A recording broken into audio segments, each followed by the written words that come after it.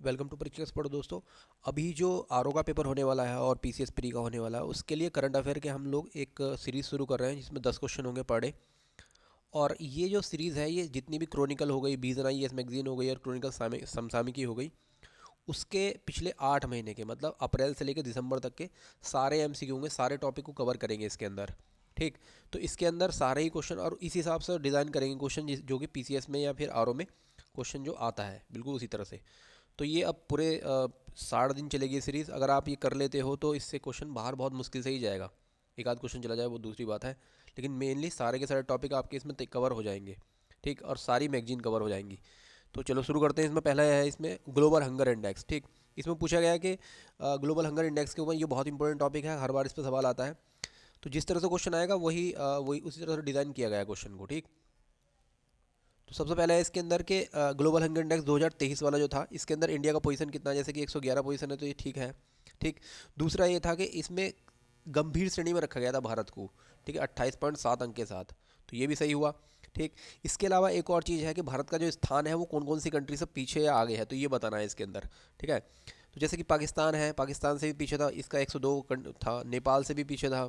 ठीक है, बांग्लादेश से, यहाँ भूटान लिखा हो, भूटान होता नहीं, असली में श्रीलंका है ये सही से। ठीक है, सब इसके अलावा आपको ये भी याद रखना है इसके अंदर के कौन कौन सी जो आसपास की कंट्री है उनके हमसे अच्छी कंडीशन थी। तो जैसे कि सबसे अच्छी थी श्रीलंका की, 60 या 62 पे था। उसके बाद था इसमें नेपाल, उसके बाद था बांग्लादेश और उसके बाद था पाकिस्तान। पाकिस्तान की 102 के करीब थी। तो ये ऑर्डर भी आपको याद रख लेना है इसके अंदर। ठीक है, ये इंपॉर्टेंट है बहुत, क्योंकि इन पे भी सवाल एक दो बार आया है, पहले आया है इस पे सवाल। ठीक है, इसके अलावा ये भी सही हुआ। इसके अलावा ये 4 संकेतों के ऊपर बना है, तो ये इंपॉर्टेंट है कि 4 संकेतों पे बना है। ठीक है, अल्प पोषण होता है इसके अंदर, बच्चों में बौनापन होता है इसमें, और जो चाइल्ड वेस्टिंग होती है, बच्चों है, चाइल्ड वेस्टिंग हो गई। इसके बाद आईएमआर, ये गलत है। आईएमआर इन्फेंट मोर्टेलिटी रेट नहीं होता, ये चाइल्ड मोर्टेलिटी होता है, मतलब एक तरह से बाल मृत्यु दर होता है। इन्फेंट आईएमआर और बाल मृत्यु दर में दोनों में अंतर है, क्योंकि ये सर 0 से लेकर 6 तक का मानता है, जबकि ये जब बच्चे पैदा हुए हैं तभी जो मर जाएं, पैदा होते ही मर जाएं, उनके लिए होता है। तो आईएमआर नहीं होता यहाँ पर, चाइल्ड मोर्टेलिटी होता, बाल मृत्यु दर। तो ये गलत है, तो इसमें फंस मत जाना, ये आता है क्वेश्चन, कई बार क्वेश्चन आया है इसमें ही, ये क्वेश्चन ही है अपने आप में। तो इसीलिए इस तरह से बना के रखा। तो ध्यान रखना, आईएमआर नहीं होता है, बाल मृत्यु दर होता है, मतलब चाइल्ड मोर्टेलिटी होता है इसमें। तो ये याद रखना है आपको इसमें। ठीक है, इसके बाद आगे बढ़ते हैं नेक्स्ट इसमें। इसके अलावा नेक्स्ट है कि केरल का जो कोझिकोड है, उसको यूनेस्को की क्रिएटिव सिटी नेटवर्क लिस्ट जो थी, उसके अंदर इसको स्थान दिया गया कोझिकोड को। तो किस श्रेणी में दिया गया उसको, ठीक है, तो ये याद रखना है किस श्रेणी में दिया गया। जैसे कि कोझिकोड था और दूसरा था ग्वालियर, तो ग्वालियर को संगीत में दिया गया है, लेकिन कोझिकोड को दिया गया है साहित्य के क्षेत्र में। ठीक है, लिटरेचर के क्षेत्र में। तो ये वाला ऑप्शन ठीक है इसके अंदर। इसके बाद आगे बढ़ते हैं नेक्स्ट इसमें गंगा डॉल्फिन के बारे में। इस बार ये बहुत ही महत्वपूर्ण है डॉल्फिन वाला, कि डॉल्फिन जो है, इसके ऊपर क्वेश्चन आ सकता है, क्योंकि अभी क्या हुआ है कि यूपी ने, तो पहला तो ये है कि क्या ये भारत का राष्ट्रीय जलीय जीव है। ये 2015 आईएएस का क्वेश्चन है, आईएएस का क्वेश्चन है, आई यूपीएससी में आया था 2015 में, कि भारत का जलीय जीव बताइए, तो कौन है, डॉल्फिन ही है वो। ठीक है, दूसरा डॉल्फिन डे, राष्ट्रीय डॉल्फिन डे, ये पीसीएस में 2022 में आया था या 21 में आया था, कि डॉल्फिन डे कब मनाते हैं, तो राष्ट्रीय डॉल्फिन डे मनाया था 5 अक्टूबर को, ये भी सही है। इसके बाद उत्तर प्रदेश ने इसे जलीय जीव घोषित किया है 8 अक्टूबर को, ये गलत है। 8 अक्टूबर को नहीं किया, 6 अक्टूबर को किया गया था। ठीक है, तो थोड़ा सा जो पीसीएस है वो जो डेट्स हैं उनके ऊपर विशेष रूप से क्वेश्चन पूछता है। तो आपको याद रखना है कि डेट अच्छे से याद रखो आप। आईयूसीएन की रेड लिस्ट में संकटग्रस्त श्रेणी में है ये, तो ये भी ठीक है। अब इसके अलावा एक और चीज़ एडिशनल इसमें इन्फॉर्मेशन है कि ये कहाँ कहाँ पाई जाती है, जैसे कि गंगा हो गई, यमुना हो गई, आपका चंबल हो गई, उसके अंदर ये पाई जाती हैं डॉल्फिन। ठीक है, ध्यान रखना, यूपी के अंदर जो है लगभग लगभग 2000 के आसपास की इनकी तादाद है, ये याद रखना है। इसके अलावा नेक्स्ट है इसमें भारत के पहले रीजनल रैपिड ट्रांजिट सिस्टम जो है, नमो भारत, नमो भारत लिखा हो, नमो भारत जो है उसकी शुरुआत कहाँ, नमो भारत, इसका नाम है नमो भारत। ठीक है, ऐसे क्वेश्चन आ सकता है कि क्या नाम रखा गया, तो नमो भारत रखा गया। और ये कहाँ से कहाँ के बीच में, अभी मतलब इसका पहले तो इसका जो है उद्घाटन कहाँ पर हुआ था, उद्घाटन हुआ था इसका सहीबाबाद में, सहीबाबाद में। ठीक है, और ये किन किन के बीच में चला गया, तो पहले टोटल मिला के ये 82 किलोमीटर लंबी है ये, उसमें से 17 किलोमीटर का जो एक पार्ट था इसका, उसका उद्घाटन किया गया। उद्घाटन कहाँ किया गया है, सहीबाबाद में। और दूसरा एक किन किन के बीच में अभी शुरू हुई, तो ये शुरू हुई सहीबाबाद और दोहाई के बीच में, तो ये वाला ऑप्शन ठीक है इसका, ये याद रखना है इसके अंदर। इसके बाद आगे बढ़ते हैं नेक्स्ट इसमें आरईसी सुगम REC mobile app, that is very very important. ठीक है, ये किसके द्वारा शुरू किया गया, तो ये किया गया है ऊर्जा मंत्रालय के द्वारा। ठीक है, तो याद रखना है कि आरईसी।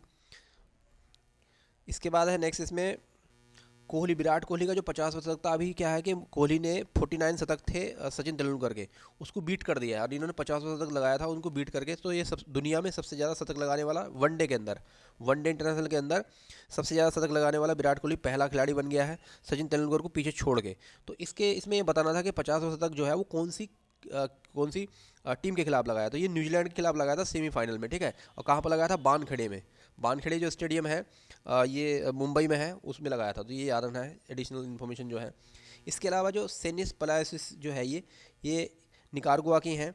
इनको मिस यूनिवर्स 2023 चुना गया है। इसमें ये बताना था कि ये जो समारोह हुआ था ये कहाँ पर हुआ था। ऐसे कई बार क्वेश्चन आया, घुमा के क्वेश्चन पूछता है। तो सैन सल्वाडोर में हुआ था। अल सल्वाडोर जो है उसकी राजधानी है सैन सल्वाडोर। तो ये याद रखना है, बहुत महत्वपूर्ण है। कई बार जो पीसीएस है वो खाली जितनी कैपिटल्स हैं वो भी पूछ लेता है आपसे, ठीक है। इसके बाद नेक्स्ट आगे बढ़ते हैं। इसमें कि दिन पूछें, दिन पे इस बार सवाल आ रहा, तो ये अच्छे से याद रखना। विश्व हिंदी दिवस ये 12 जनवरी को नहीं 10 जनवरी को मनाया जाता है, ये गलत है इसमें, और सब सही है। अंतर्राष्ट्रीय मातृभाषा दिवस याद रखना है, फरवरी 21 को मनाया जाता है। राष्ट्रीय सांख्यिकी दिवस ये भी आ चुका है पहले, 29 जून को मनाया जाता है। और राष्ट्रीय उपभोक्ता अधिकार दिवस ये भी कई बार आ चुका है, 24 दिसंबर को मनाया जाता है। बहुत ही महत्वपूर्ण है ये। इसके बाद है ल्यूक फ्रीडमैन। ये पूछा है कि ल्यूक फ्रीडमैन जो है ये कौन सी कंट्री के हैं, कौन सी कंट्री के प्राइम मिनिस्टर या प्रेसिडेंट बने हैं। पेड्रो साजेस किसके बने हैं, जेवियर मोइली किसके बने हैं, मोहम्मद मुज्जू। तो मोहम्मद मुज्जू मालदीव के हैं, जेवियर मोइली अर्जेंटीना के बने हैं, पेड्रो साजेस ये स्पेन के बने हैं। और जो ल्यूक फ्रीडमैन हैं ये बने हैं लग्जमबर्ग के, लग्जमबर्ग के बने हैं, सर्बिया के नहीं बने। तो ये गलत है इसके अंदर, ठीक है। इसके बाद देखते हैं नेक्स्ट है 8वां अंतर्राष्ट्रीय ब्रिक्स स्पर्धा। देखो इसमें गड़बड़ हो सकती है एग्जाम में, इसलिए विशेष रूप से इसे याद रखना है। 8वां ब्रिक्स अंतर्राष्ट्रीय प्रतिनिधित्व सम्मेलन नहीं कहाँ हुआ, ये नई दिल्ली में हुआ है, ध्यान रखना। ये भी नहीं है, ये भी नहीं है, ठीक है। क्योंकि गलत हो सकता है सवाल, क्योंकि ब्रिक्स की ज़्यादातर मीटिंग कहाँ हुई थी, आखिरी वाली मीटिंग जोहान्सबर्ग में हुई थी। तो आपको लगेगा कि वहीं पर मीटिंग हुई, तो ये मीटिंग जो है यहाँ पर हुई है, ऐसा सवाल पूछ सकता है। तो ये आज के 10 क्वेश्चन थे। आप अगली सीरीज़ कल को शुरू करेंगे। Thank you very much.